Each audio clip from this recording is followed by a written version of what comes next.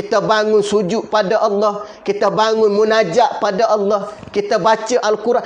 Kita telah membajai keimanan pada pagi ini, jam 7.15 pagi, kita bersemangat. Bersemangat bagaimana? Kita dalam keadaan rasa diri kita ni macam fresh lagi. Kita semalam kita rehat, Allah Ta'ala rehatkan kita sementara tidur.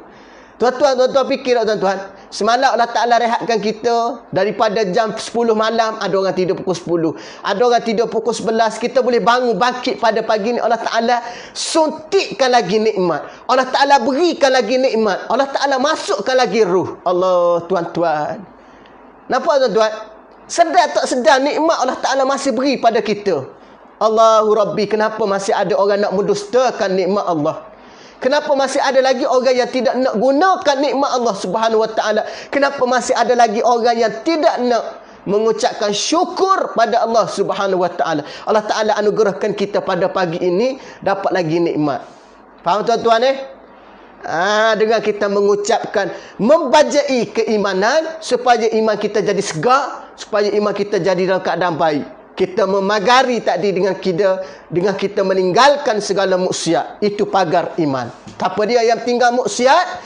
Imannya senantiasa dipagari dan tidak mudah segala amalan-amalan lain akan masuk, yakni amalan yang disebut amalan maksiat, dosa dan sebagainya, mengacau iman kita.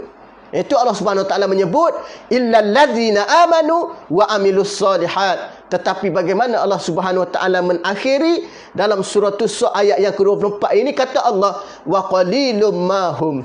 Apa makna dia? Nampak? Dan amat sedikitlah mereka ini. Tak ramai tuan-tuan. Tak ramai macam mana ustaz? Tak ramai orang-orang yang mana beriman dan beramal soleh. Mereka menggauli mereka yang bermana ataupun dalam keadaan sedemikian. Perangai orang yang soleh, orang yang beriman, yang menjaga, membajai dengan keadaan, mengingati Allah, memagari dengan meninggalkan maksiat. Tidak ramai orang macam ni. Nampak? Walaupun kita tengok kadang-kadang kita sedih tuan-tuan kan? Sedih macam mana tuan-tuan?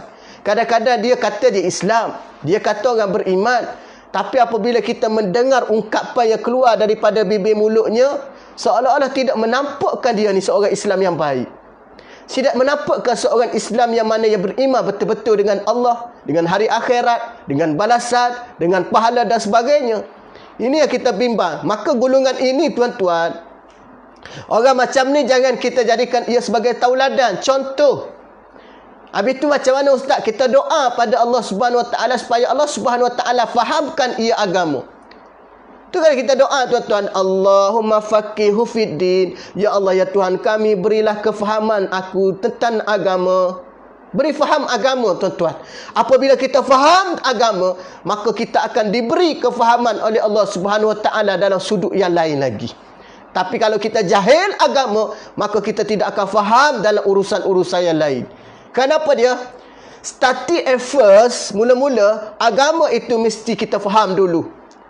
Nampak? Agama itu mesti kita hadam dulu, kita faham, kita hayati supaya memastikan tindakan segala gerak-geri kita, perjalanan hidup kita mesti agama mendahului.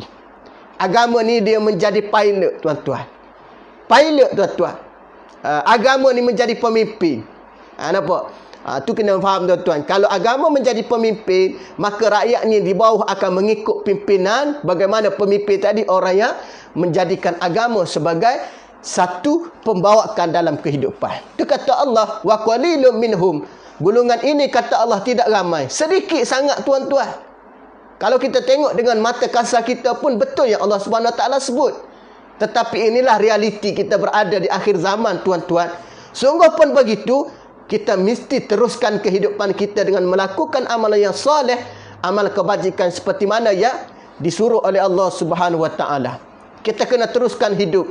Jangan kita merasakan aku ni tidak ada apa-apa, setakat tu saja. Bukan. Hidup diteruskan walaupun dalam keadaan bilangan melakukan amalan kebajikan ini tidak ramai.